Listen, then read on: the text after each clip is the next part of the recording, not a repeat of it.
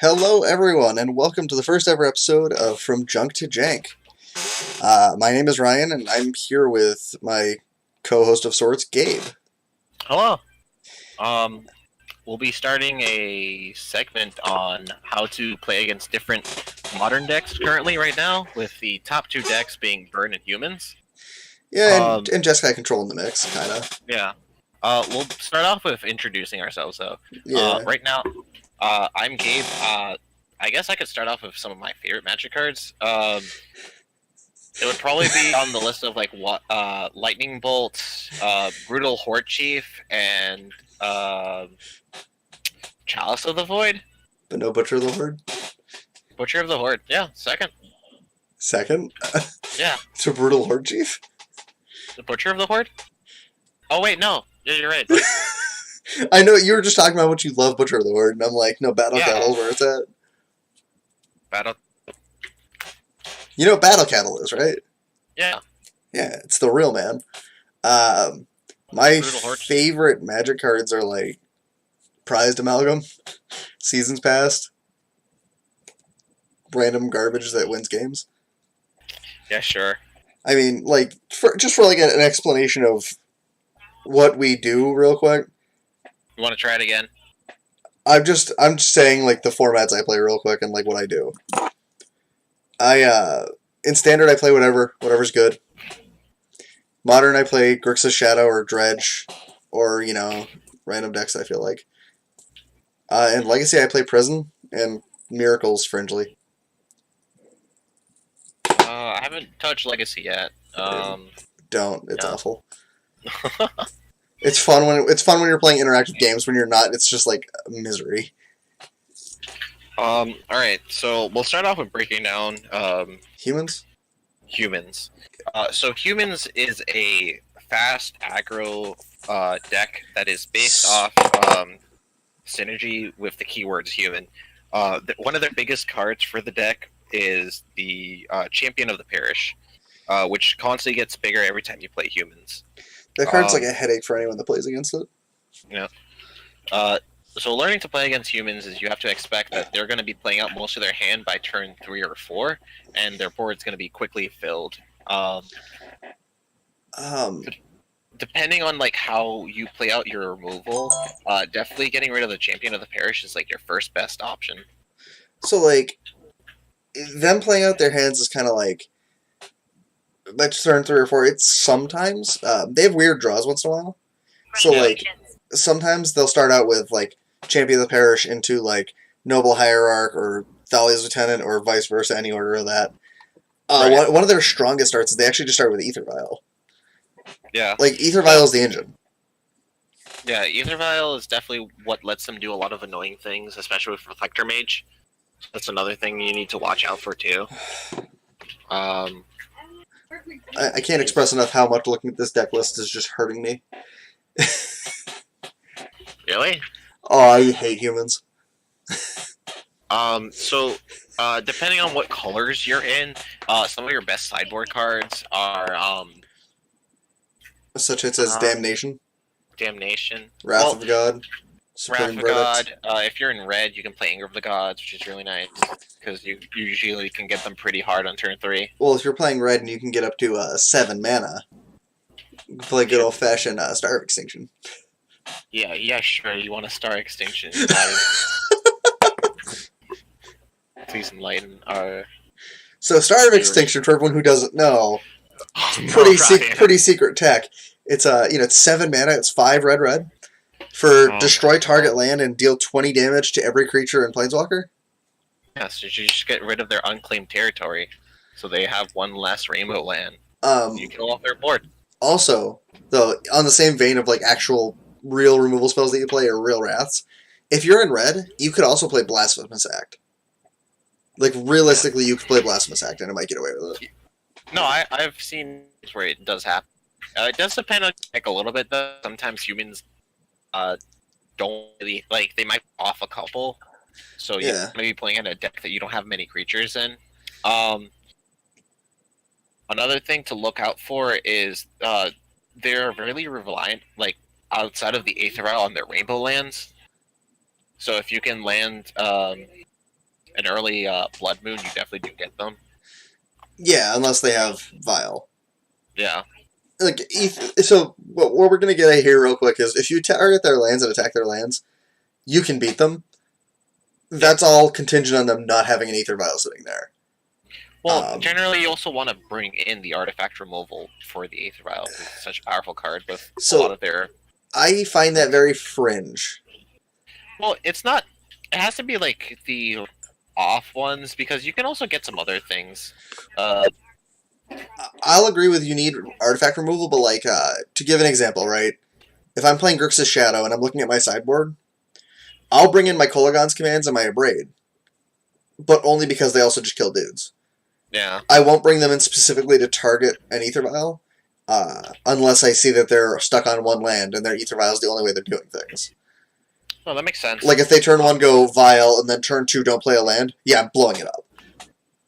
Definitely the 1 mana, 1 red deal 2 damage among creatures.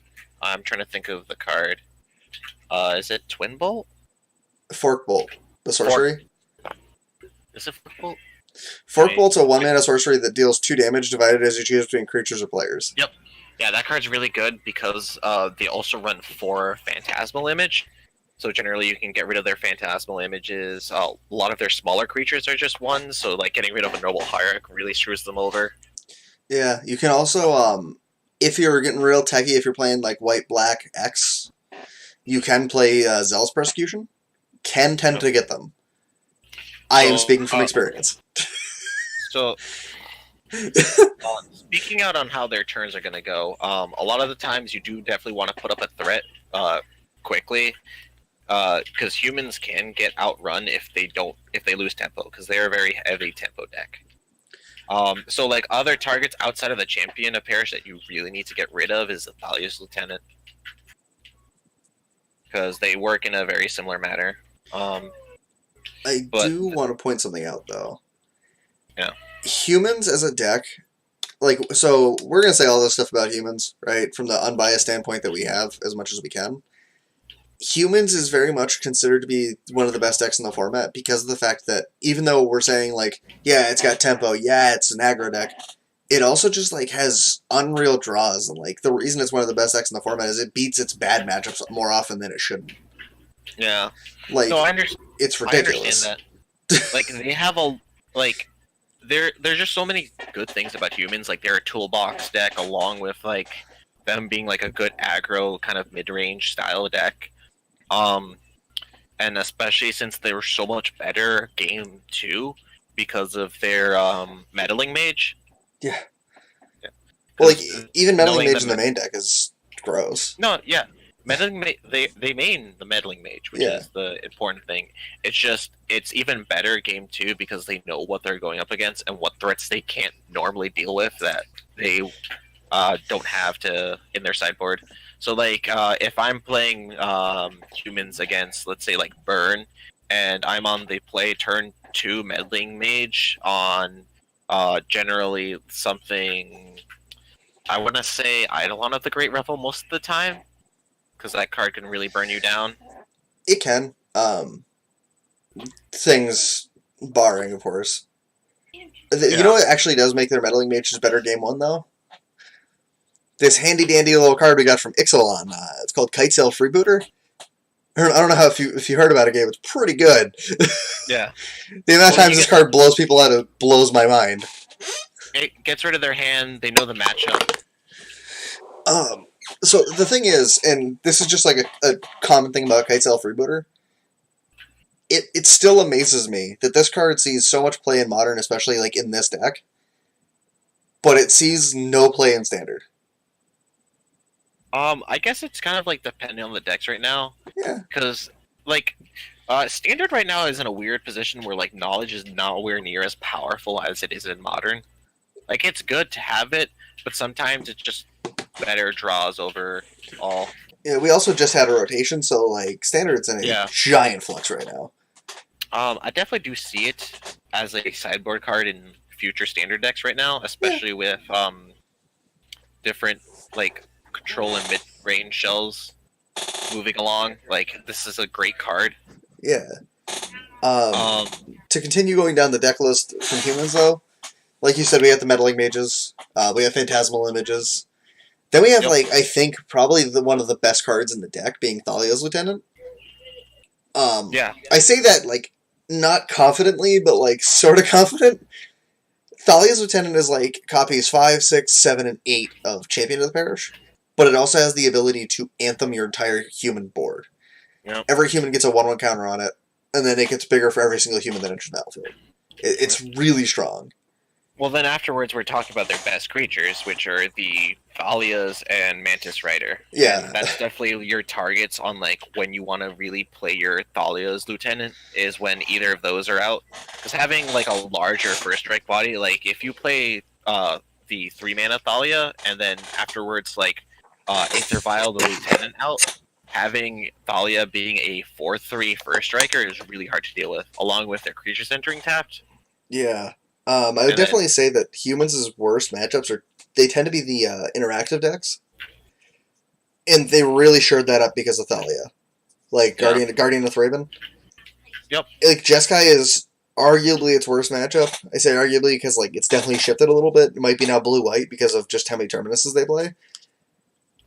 But the fact that you can sit there with a Thalia Guardian of Thraben and basically just stop them from killing your board is mind-blowing.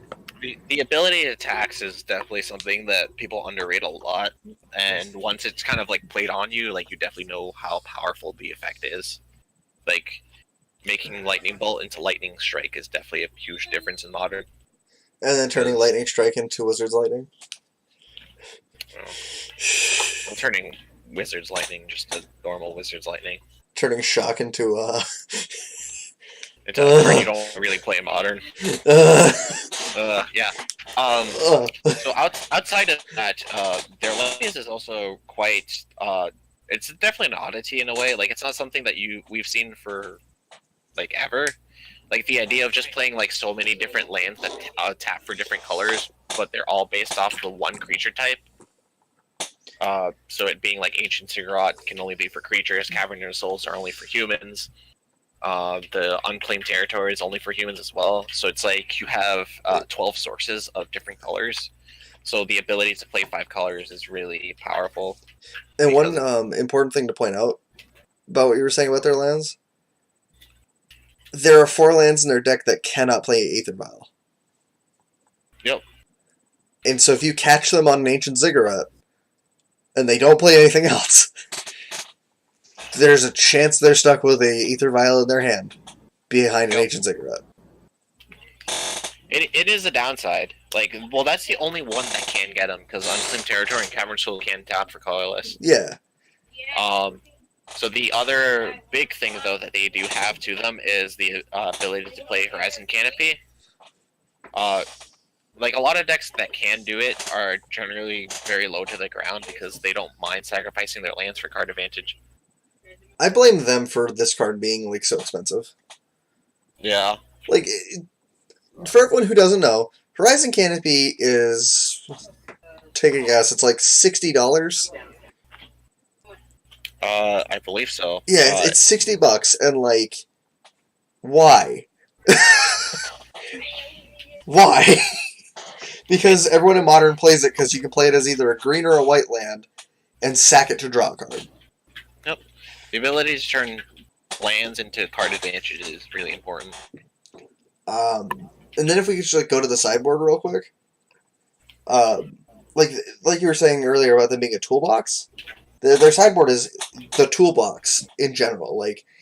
Gut Shot for the mirror matchups where you need a little bit of interaction. Direfleet Daredevil for your interactive matchups so you can chuck bolts back at people. Yep. Gaddock Teague to really stop the Wraths. Teague is just... Yeah, Teague really stops Wrath in later game decks that want to do stuff. If you can land a Teague and protect it against control, they're done because they can't play any of their Planeswalkers. Yeah, you play Teague to shut out the Planeswalkers and the Wraths, and you play Meddling Mage to shut out spot removal. The game should be over. Is it Staticaster? Really good against Mardu Pyromancer? Yeah, that card is also very underrated.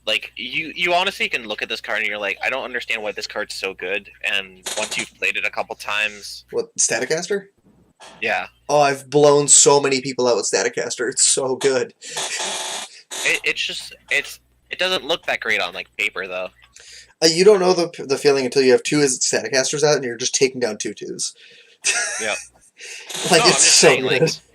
I know it's so good. I'm just saying it doesn't look that great on paper. Like it's very deceptive. Yeah. It's the fact that it's an uncommon from recurrent Ravnica, I think, like, just makes people overlook it. We got a new card right now too, a Uh, Militia Bugler. well, there's also another new card that. So, Militia Bugler sees play in some lists. Yeah, Another new card that's seeing play in the sideboard is Knight of Autumn. Knight of Autumn. Yeah. Very brand new from Guilds of Ravnica. It's for everyone who doesn't know, it's 1 green-white for a 2/1. When it enters the battlefield, you choose one. Put 2/1/1 counters on Knight of Autumn, so it'll make it a 4/3. Destroy target artifact or enchantment, or you gain 4 life. So it's good against burn, it's good against affinity, it's good against control. Like, it's just a very strong card. The only thing holding it back from being a main deck card is the fact that it's not a human. Yep.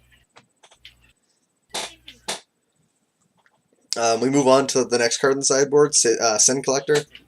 Sin Collector. Just Oh my another god. big duress card. I love this card. Like I played it quite a bit in Standard. It's a fun card. Generally just getting rid of like more cards out of their hand, especially if they're a, kind of like a mid-rangey deck. Like if you go depending on like your matchup, if you can go Meddling Mage into Sin Collector and just get rid of all their spot removal, you're putting yourself in such a good spot. It's really hard to deal with. Yeah, and then, like, the other thing I want to point out about this deck is, like, this deck didn't start being a thing until Ixalan came out. Well, yeah, the unclaimed territories were definitely what really helped. But it's just been a force ever since it came out. Yeah. Like, the next card in the sideboard is, again, another card from Ixalan. It's Hostage Taker. Oh, yeah. Like, who plays Hostage Taker in Modern? It's definitely nice to see newer cards kind of shaping the format. Like, this deck is definitely not something that a lot of people enjoy playing against, but having the ability to create a deck like this because of newer cards is really nice to see. I just want to point out, I'm one of the people that hates playing against it. Strongly. Just pointing that out to the viewers. Just, you know. Sorry, Gabe, not everyone can always dust them. Just get good. Yeah, I'm gonna get good with my Death Shadows and, like, somehow wrath their board game 1, 2.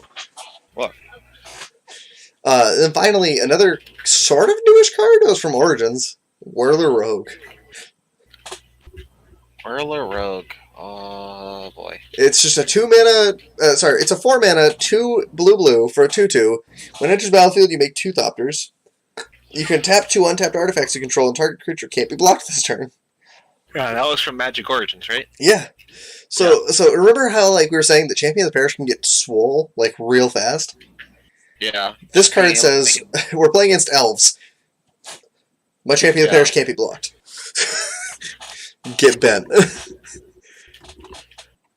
Yeah, generally, like, their sideboard is definitely meant to deal with a lot of matchups, and that's kind of what's making them the best deck in the current format. So yeah, best things that you can play against them is definitely, we'll start off with, like, the creatures. If you can, immediately get rid of the Champion of the Parish and the Thalia's Lieutenant. So those are your first 2 main targets. Afterwards, you want to try to keep the tempo up, and if you can keep them from effectively using Aether Vial, that would also really great. Like, if they're constantly having to Aether Vial dudes in just to kind of keep up with your tempo, you're definitely putting them on the back foot. It can look pretty bad sometimes, too, because sometimes their board's really clogged, but you can fight through it. If you're just looking for a deck to beat humans, couple suggestions. You can play, like, Jeskai or Mardu. Both are very strong. Elves is actually, like, surprisingly one of humans' worst matchups. Mostly just because Elves swarms the board so much faster than they do. Yep. Like, Elves is a deck we might talk about later on in the series, but just, like, the brief summary is you play a Heritage Druid, then play a Dwynen's Elite, make 3 mana, play another Dwynen's Elite, and play a Nettle Sentinel, make 3 mana, and, like, you just spiral. It's kind of ridiculous. Life gain is also not terrible against them because you can definitely Stall.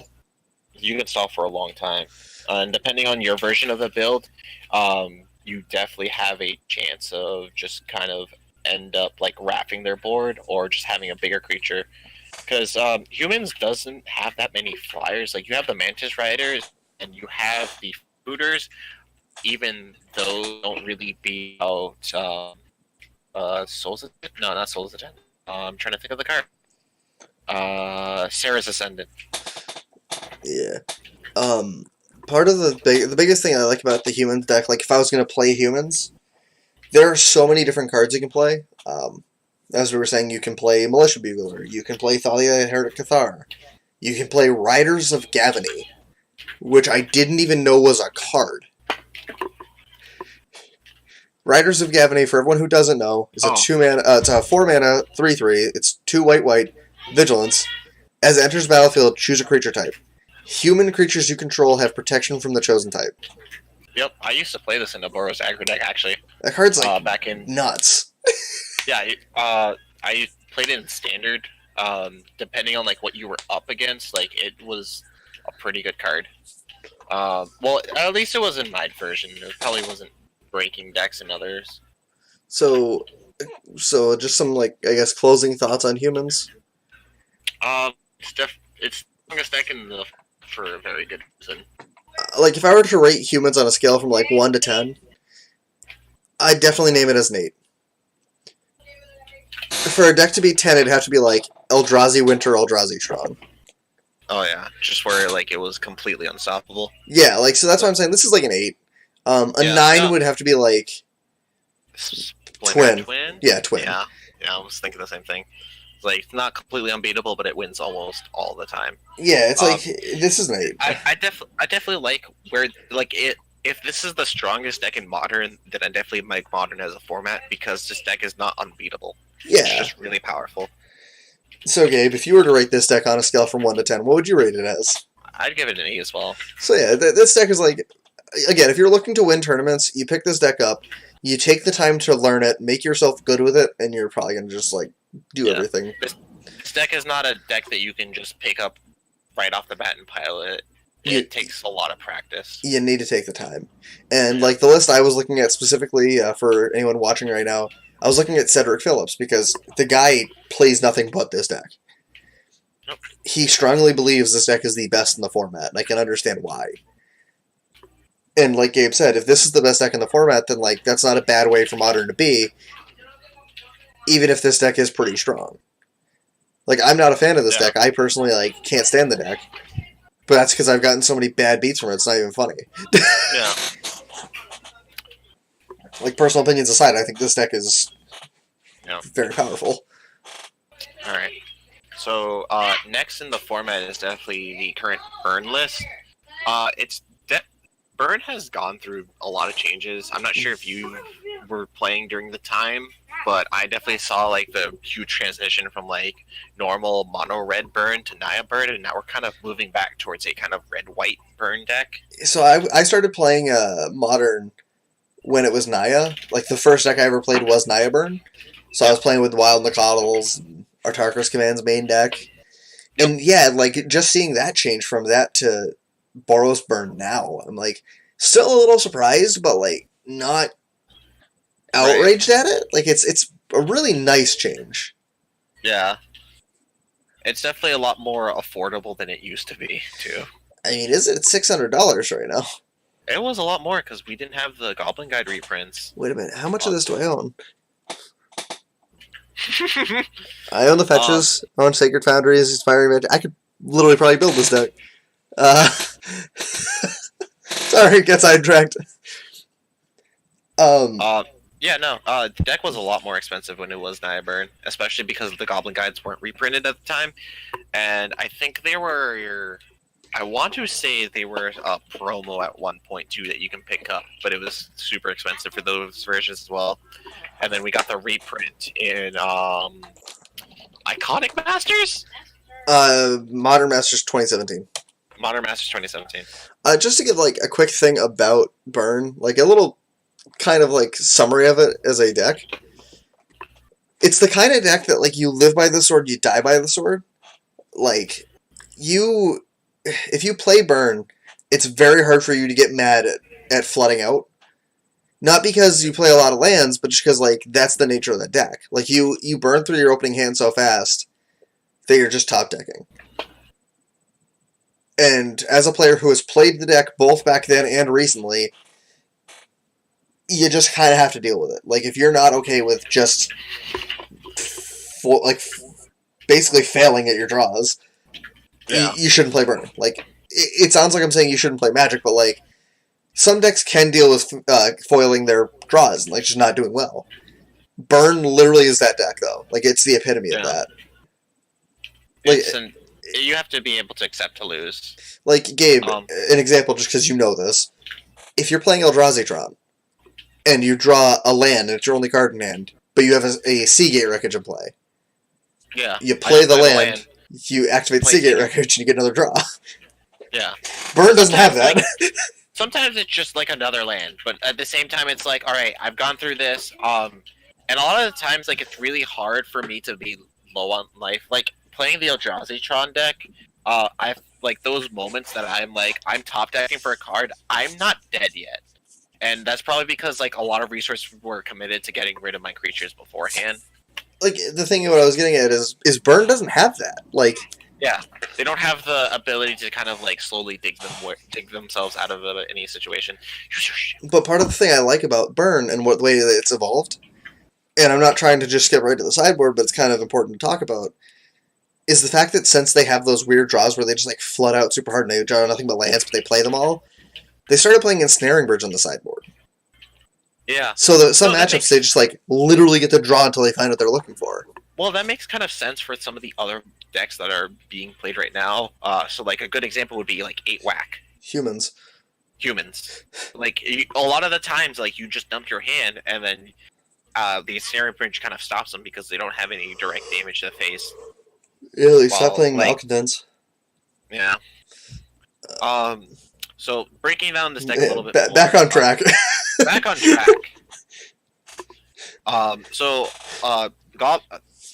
Burns, like most creatures, are generally 1-drops, with it being Goblin Guide, Grim Lavamancer, and Monastery Sphere. The Goblin Guide and Monastery Sphere both kind of accomplish, like, the same thing, where they're just going for the early game damage, being, like, 1-drop haste creatures. What do you think is Burns' best creature? The Eidolon of the Great Revel. You think it is? I think it is. I think the conversations between that and Monastery Swiftspear, like, yeah. the prowess on Swiftspear is such a big deal. Yeah, because there's turns where you play multiple spells, and, like, Swiftspear is, like, better than what, like, the mana you spent for is. And this is why We Dragonauts is so good.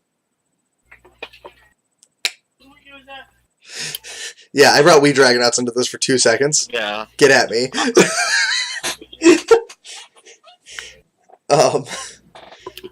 So yeah, no, I can understand that. I just feel like the Eidolon of the Great Revel, sometimes it's really hard because people have to try to play around it. Like, yeah. It's definitely a double-edged sword because it does kill you. But a lot of the time you don't care because you're just killing your opponent faster. Like, you can shock yourself a bunch, but if you're bolting them every time you shock, like. But I understand the Swiftspear argument. Like, part of me also kind of wants to say Grim Lavamancer, because the games that you can draw him and, like, let him stick, he turns, like, every bit of, like, thing that you've dumped on your early turns into more gas. The only reason I would say not Lavamancer is because, and this is just actually, like, a small thing, but it's still a thing, and nonetheless, when you sideboard, you never sideboard out Swiftspear or Eidolon, but you often side out Lavamancer. Well, that's because you know that the matchup can deal with your graveyard, so that you lose technically your second hand when you're playing Lavamancer. But, like, I don't think people averagely bring in graveyard hate against Burn. To point that out, like, I just don't think they do. Yeah, no. They don't have, like, they don't need it.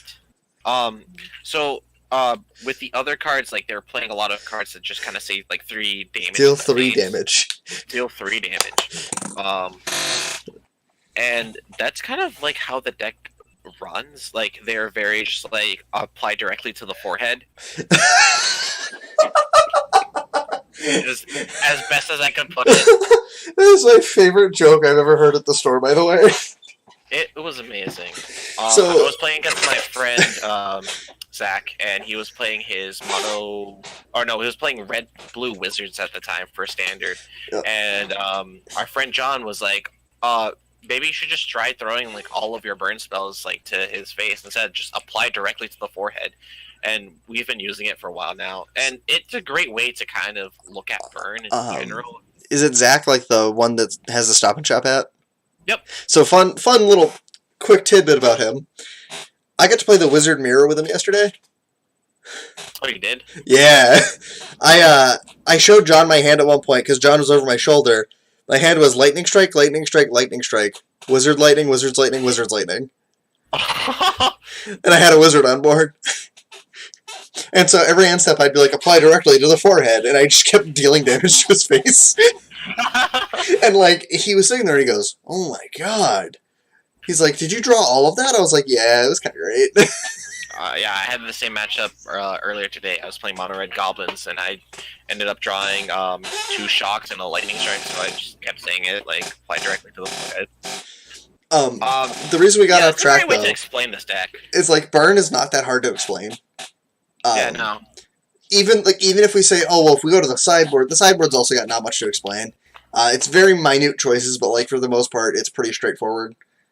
A lot of them are playing Path to Exile, Deflecting Palm, Rest in Peace. Searing Blood goes back and forth, but averagely, yeah.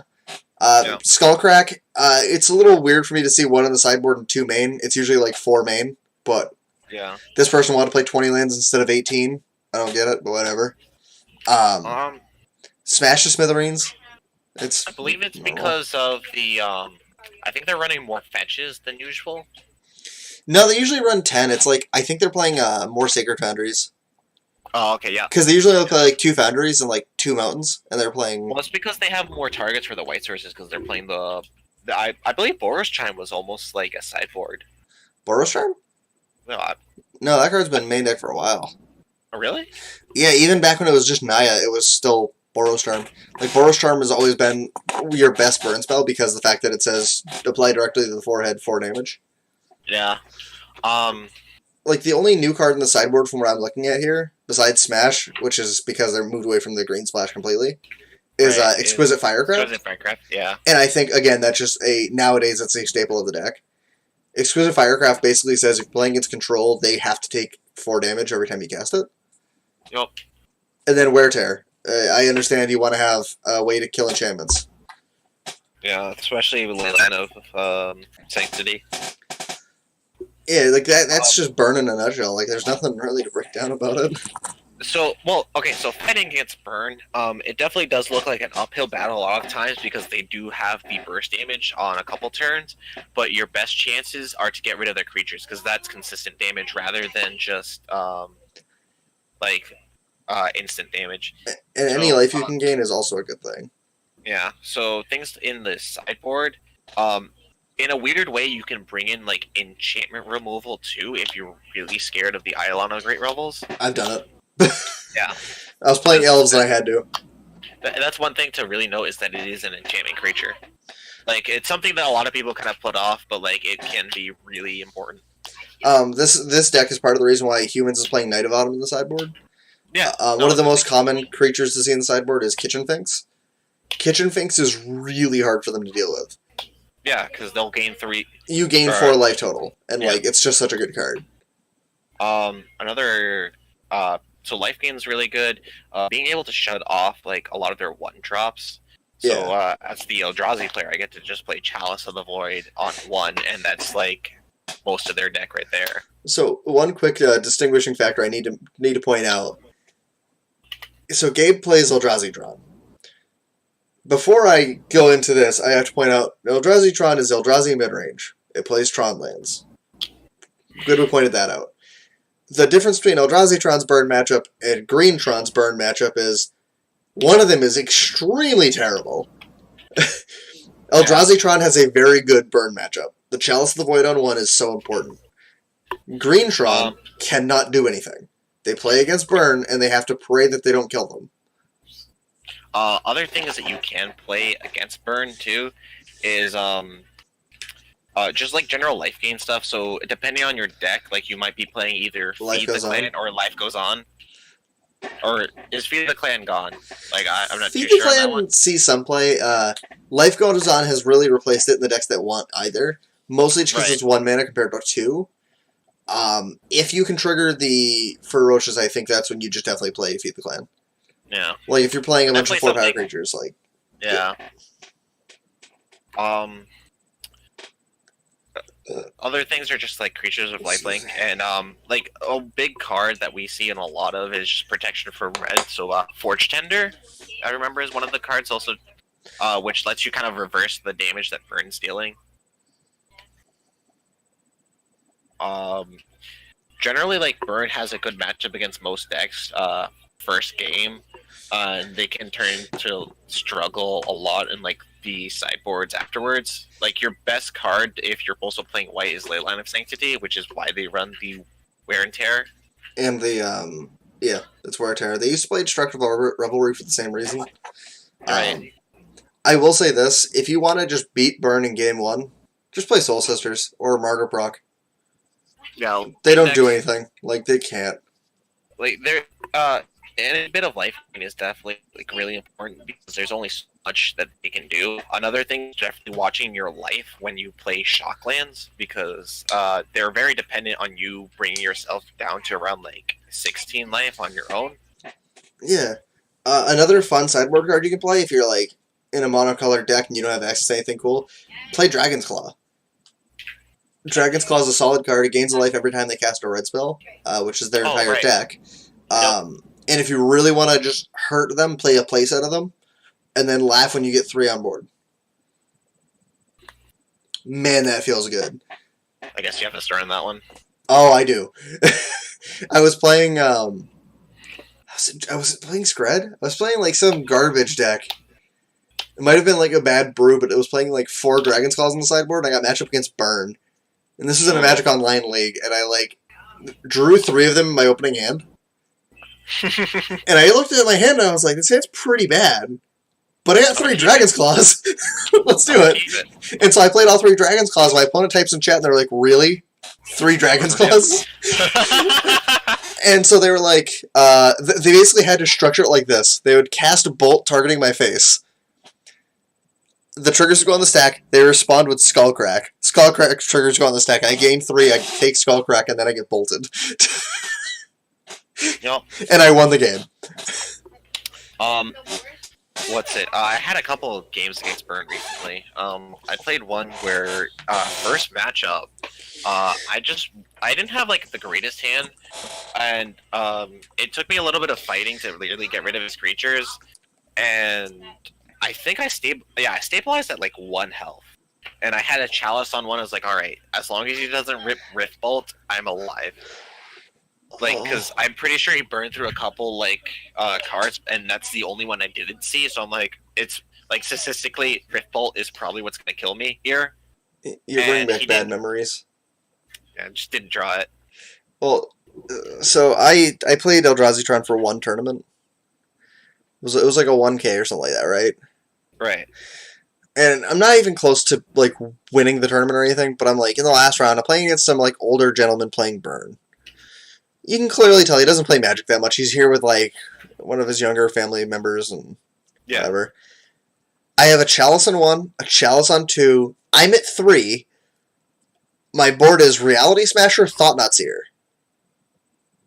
Yeah, that was my board too, actually. He's dead on board if he passes. So I pass the turn to him. He just grabs the top card and he flips it and it's a Rift Bolt.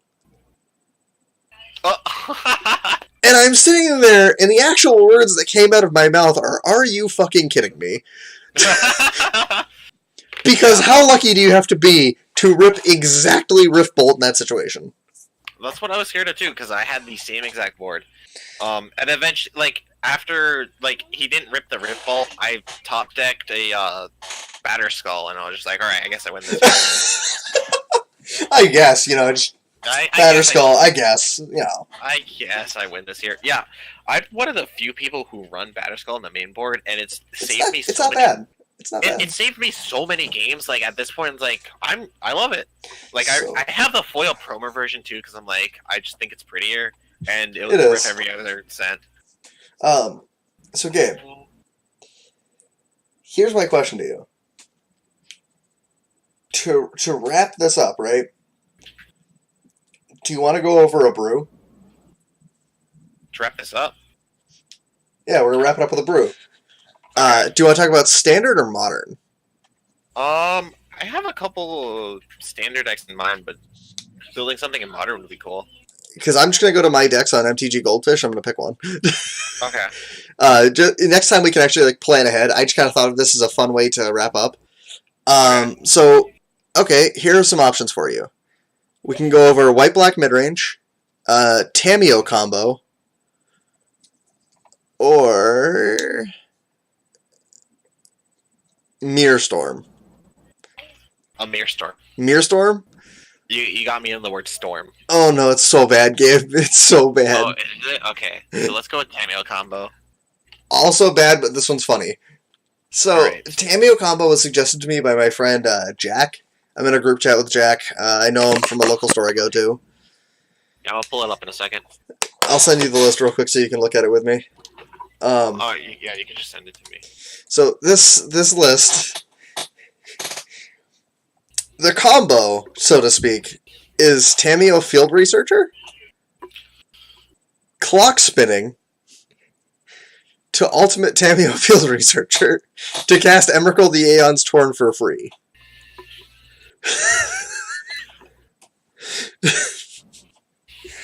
You can't make this up. Ah.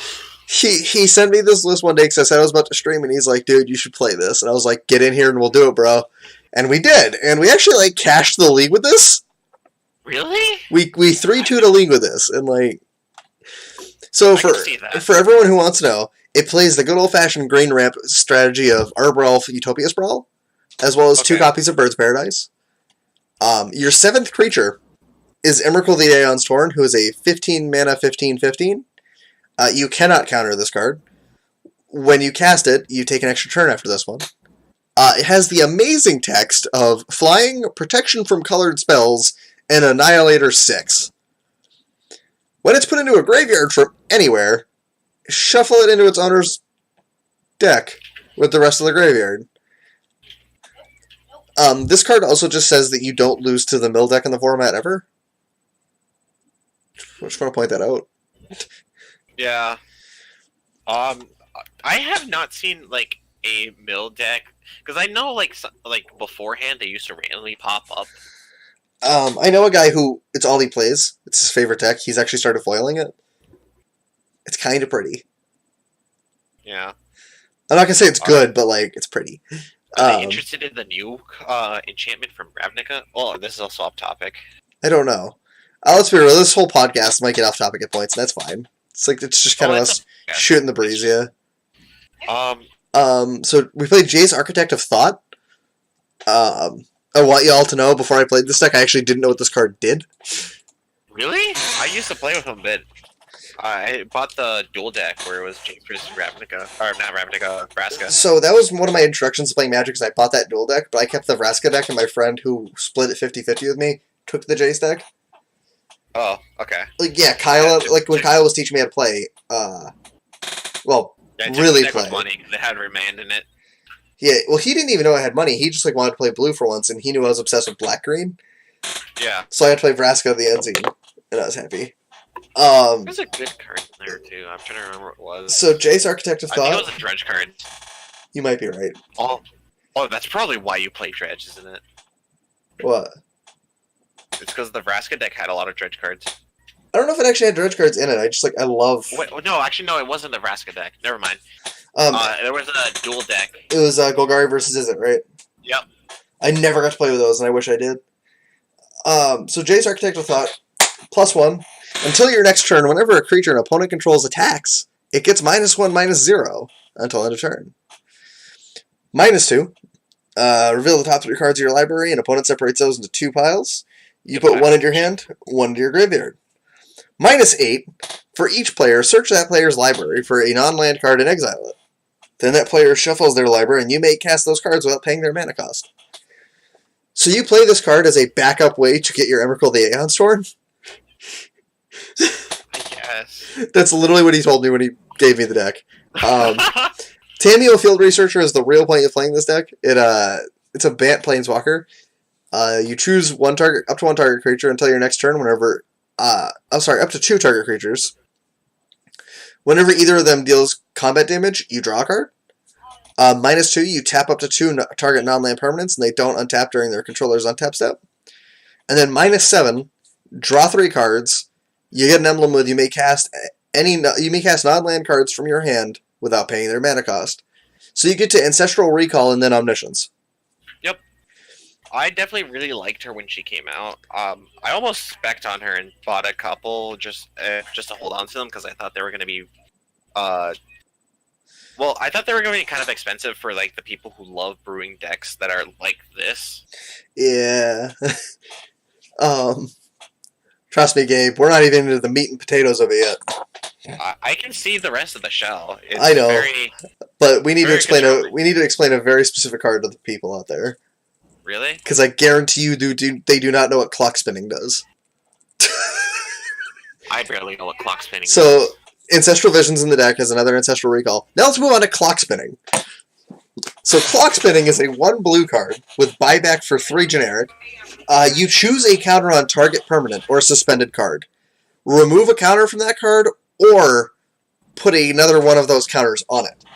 So the combo with the deck is you literally just cast Clock Spinning with buyback targeting Tameo repeatedly to turbo an ultimate.